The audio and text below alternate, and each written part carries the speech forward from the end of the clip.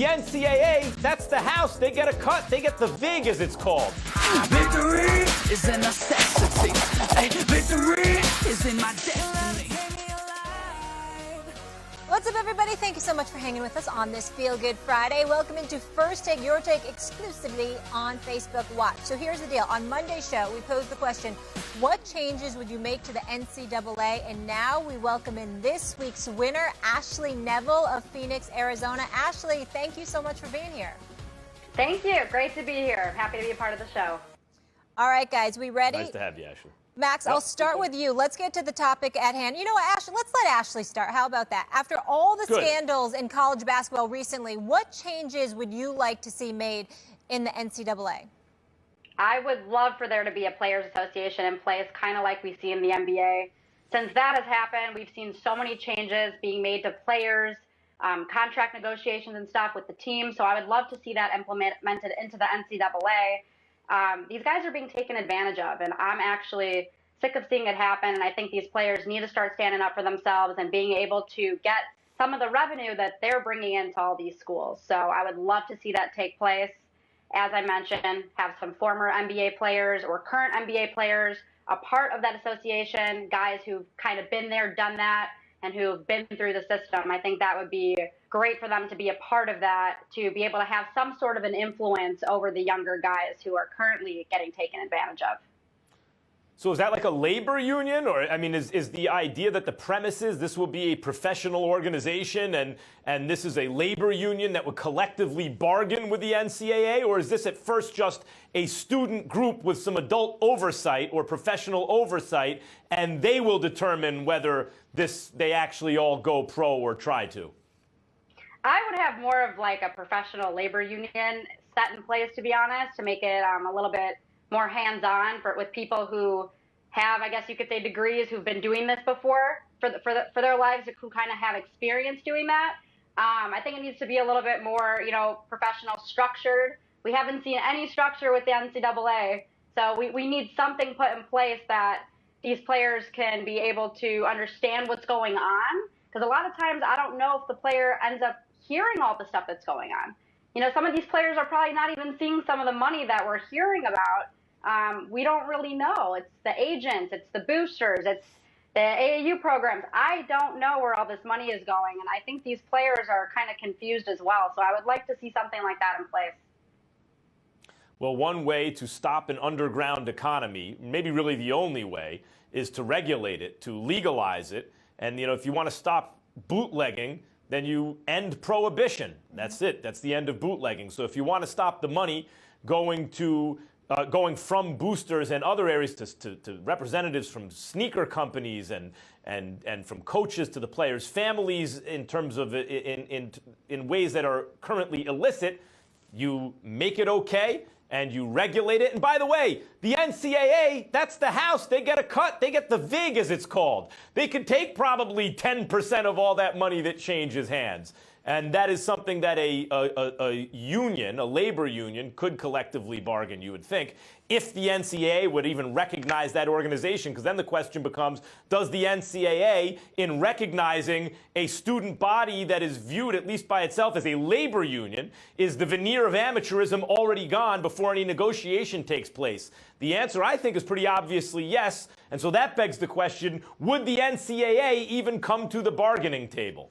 It's, I guess that we would only find out if it actually happened. Let me throw something else at you guys, because we had two different approaches here, and I know, Max, you heard it on the show. So Jalen Rose came on here and said players, if they really want to make impact here and change, they should just boycott the entire tournament. Then we had Jay Williams on today and say just boycott the Final Four. Let me get your thoughts on that, both of you. Max, if you want to start.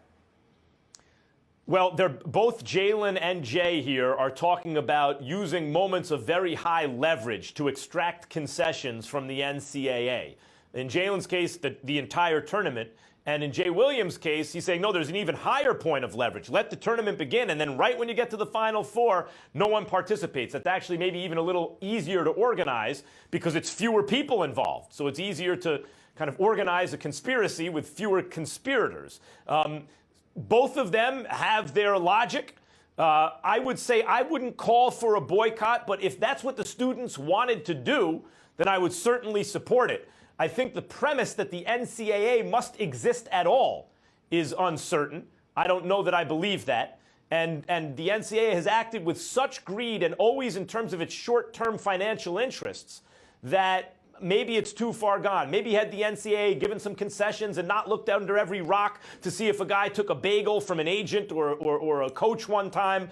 Maybe if they had been, okay, fine, stipends are okay, or you can trade your autograph for money so long as you don't get paid an hour tournament. If any concession like that was made along the way, maybe I would argue that the NCAA should exist. But it hasn't been, and I'm not convinced they should continue to exist.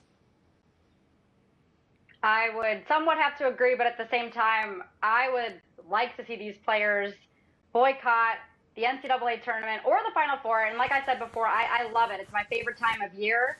But at the same time, I'm sick of these guys getting taken advantage of. I don't think it's going to happen. They want to play in the NCAA tournament. But I think if they really want to take a stand and they really want to show the NCAA who's boss, they are going to take a stand and they're not going to participate. But I don't think it's going to happen because, like you said, we don't know who's going to make it to the Final Four. So it might not even be one of the top schools because we know this year it's all very close together. There are teams that should be winning that are losing to teams that should be losing. So we don't know what's going to happen. So when it comes to the Final Four, it could be a team with players who probably aren't getting paid at all or even getting anything for free, who just want to be there and they just want to win and they want to do it the right way. So I don't think it's going to happen. It's going to take a lot for the whole student body to collectively agree to all boycott. But would I like to see it? Yeah, I would like to see someone finally take a stand against the NCAA for everything that they've been doing over the years.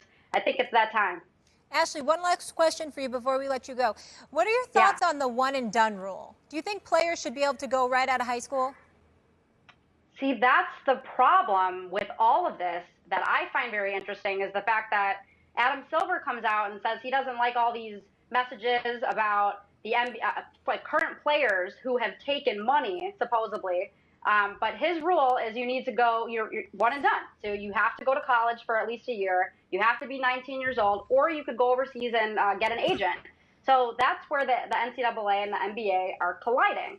So I truly don't think that you need to go to a college for 1 year or overseas. If you're ready and you're able to take on some of the big guys in the NBA, I say why not? I mean, who are we to tell these guys what they should be doing with their lives? If they feel that they're ready, I think they're ready. A guy like DeAndre Ayton easily could be putting up numbers in the NBA right now.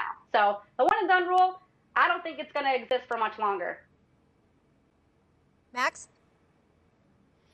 Well, I think this speaks to, and even the former president, Barack Obama, spoke to this the other day. It speaks to the greater development of a viable and recognized NBA minor league, basically, the G League. For years, the reason that the NCAA has thrived the way it has, in spite of the corruption, and colleges have benefited, and the NBA has benefited, is because college served as a de facto minor league for the NBA. And unlike baseball, the baseball minor leagues, colleges also were a star-making system, so that by the time these prospects became professional ready, they were already stars, which is not often the case in baseball. They're kind of flying under the radar as they develop in the minor leagues. And so there was very little incentive for the colleges, the NCAA, or the NBA to change that system. After all, you're getting free labor and you're turning them into commodities by the time they get hot commodities, by the time they become professional. But it's past due that the minor league or leagues of the NBA are a viable option for prospects who don't want to go to college. And by the way, that should include the way they are paid and the way they are promoted. And I would think that that is largely in the NBA's hands.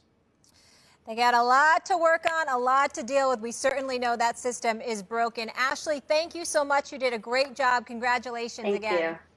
Appreciate it. Thank you, guys. What do you think, guys? Write us your final takes in the comments section below. And remember, you could be next week's winner and get your chance to debate with Stephen A. or Max. So join us on Monday afternoon at 3 p.m. Eastern Time for First Take Your Take on Facebook Watch to see what the next topic will be. Also, don't forget to watch First Take Monday through Friday, 10 a.m. Eastern on ESPN. Have a wonderful weekend.